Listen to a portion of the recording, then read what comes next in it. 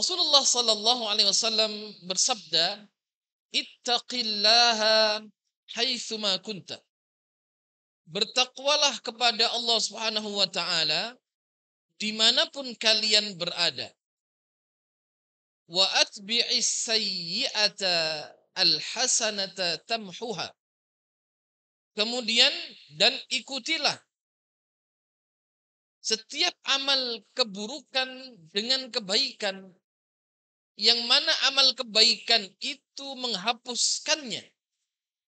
Wa khaliqin nas bi khuluqin hasan. Kemudian pergaulilah manusia dengan akhlak yang hasan, dengan akhlak yang baik. Jamaah sekalian, hadis ini juga disebutkan di dalam ahadits al-arba'in an-nawawiyah. Ini hadis yang cukup terkenal. Juga disebutkan oleh Al-Imam An-Nawawi rahimahullah di dalam karya beliau Al-Arba'in An-Nawawiyah. Dan juga di dalam kitab beliau Riyadhus Shalihin.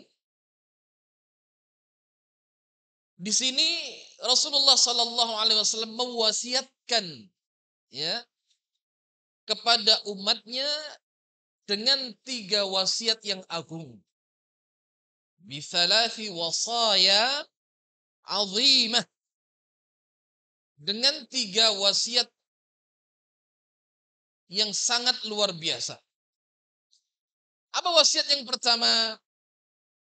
Rasulullah sallallahu alaihi wasallam bersabda, "Ittaqillaha haitsuma kunta."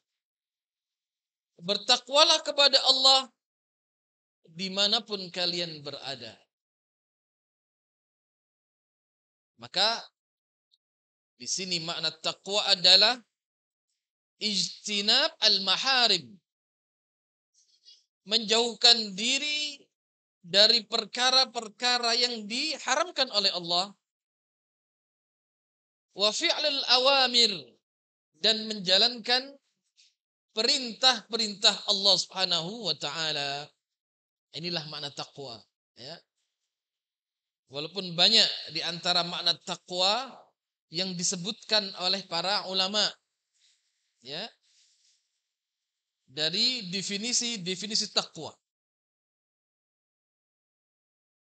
Nah, definisi takwa dalam hal ini adalah ijtinab al-maharim, meninggalkan apa yang Allah larang, menjalankan yang Allah perintahkan.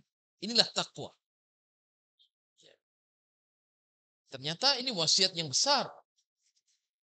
Dan ini wasiat Allah Subhanahu wa taala yang diperintahkan kepada para nabi, kepada umatnya. Dan ini wasiat para nabi kepada umat-umat terdahulu. Sebelum Rasulullah sallallahu alaihi wasallam.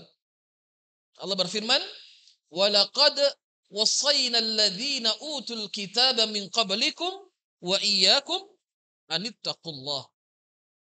Dan sungguh telah kami wasiatkan, ya, wa laqad wassayna alladhina utul kitaba min qablikum, kepada ahli kitab sebelum kalian, wa iyyakum, dan kami wasiatkan kepada kalian, anittaqullah, agar kalian bertakwa kepada Allah Subhanahu wa taala. Ya. Ini wasiat yang senantiasa diulang oleh Allah di dalam Al-Qur'anul Karim, dan wasiat yang disampaikan oleh para nabi dan rasul kepada para umatnya. Ya, termasuk kepada umat Muhammad sallallahu alaihi wasallam. Nah, tentunya di dalam bertakwa kepada Allah Subhanahu wa taala membutuhkan kesabaran. Maka bersabar ada 3 macam.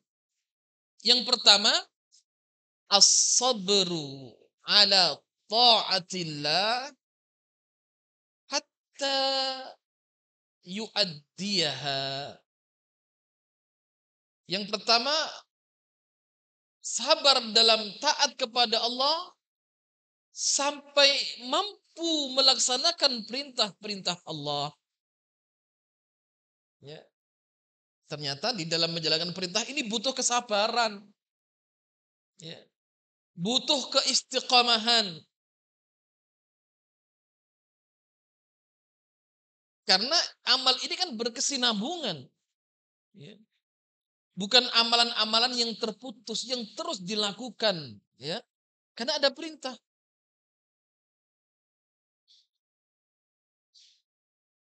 Yang kedua, as-sabru ala maharimillah. Bersabar atas larangan-larangan yang datang dari Allah hatta yatrukaha, sampai larangan itu ditinggalkan.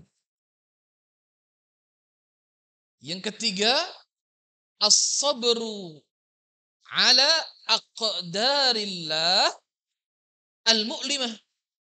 Bersabar atas ketentuan-ketentuan Allah yang ketentuan itu tidak kita sukai. Ya. Nah, ini ternyata 3 amalan ini membutuhkan kesabaran, ya. Termasuk menjalankan perintah. Dan ini sunatullah. Ya. Maka di dalam agama ini ada perintah, ada larangan. Ini sejatinya kebebasan jamaah sekalian. Ya.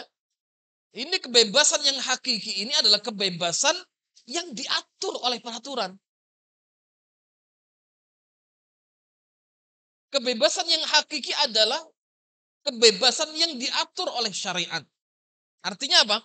Kalau kita ini muslim, berarti punya aturan-aturan hidup yang telah digariskan oleh Allah Subhanahu wa taala. Bukan kebebasan versi orang-orang yang ingkar kepada Allah. Kebebasan adalah apa kata mereka? Tanpa peraturan.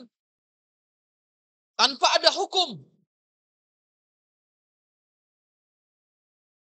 Nah, kalau kemudian kita beramal ini sesuai prosedur, sesuai aturan, aman. Ya. Analoginya, kita ini hidup bernegara, ya. Kalau mengikuti ketentuan-ketentuan peraturan yang dibuat oleh negara, aman. Ya. Jangan naik motor mau pergi kemana saja, ya.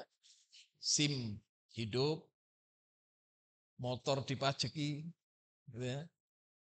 Berangkat pakai helm, Anda kemana tenang. Ya.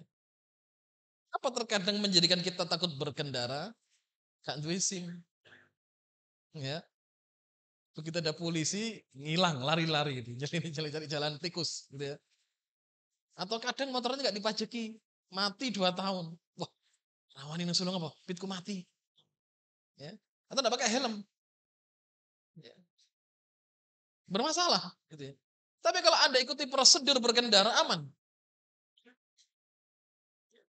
Itu analoginya seperti itu ya. Jadi kalau kita ini beramal, berpijak dengan hukum, maka kita tenang. Nah, artinya jamaah sekalian, Allah Subhanahu wa taala membuat syariat ini li'ajlil maslahat. Untuk memberikan maslahat, bukan madharat.